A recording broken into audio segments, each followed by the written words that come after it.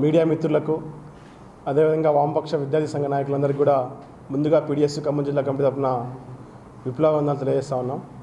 సరే మిత్రులారా, రేపు రాష్ట్ర వ్యాప్తంగా కూడా పాఠశాల నుంచి ఇంటర్మీడియట్ విద్యాసంస్థల వరకు విద్యా సంస్థల బంద్కు పిలుపునివ్వడం జరిగింది. ఈ బంద్ యొక్క ముఖ్య ఉద్దేశం తెలంగాణ రాష్ట్రంలో నిద్రపోతున్నటువంటి రేవంత్ రెడ్డి ప్రభుత్వాన్ని నిద్ర లేపడమే ఈ బంద్ యొక్క ముఖ్య ఉద్దేశంగా వామపక్ష విద్యార్థి సంఘాల ఆధ్వర్యంలో ఈ ప్రభుత్వానికి హెచ్చరిస్తూ ఉన్నాము.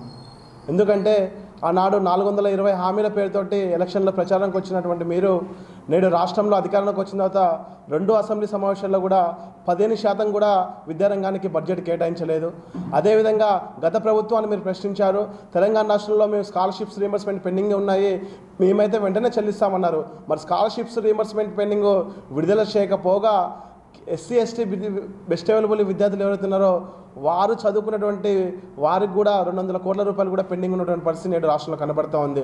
మరోపక్క ఈరోజు అసెంబ్లీ సాక్షి కావచ్చు, సెక్రటరీ సాక్షి కావచ్చు, బుల్లెట్ ప్రూఫ్ టాయిలెట్స్ వాడేటువంటి మినిస్టర్స్ అయినా ఎమ్మెల్యేలు అయినా మరి పేద విద్యార్థులు చదువుకున్నటువంటి విద్యా సంస్థల్లో గురుకులాల్లో కావచ్చు కనీస సౌకర్యాలు 1000 మంది విద్యార్థులకు కేవలం 10 బాత్రూమ్లు మాత్రమే వాడే దౌర్భాగ్య పరిస్థితి నేడు రాష్ట్రంలో కనపడతా ఉన్నది.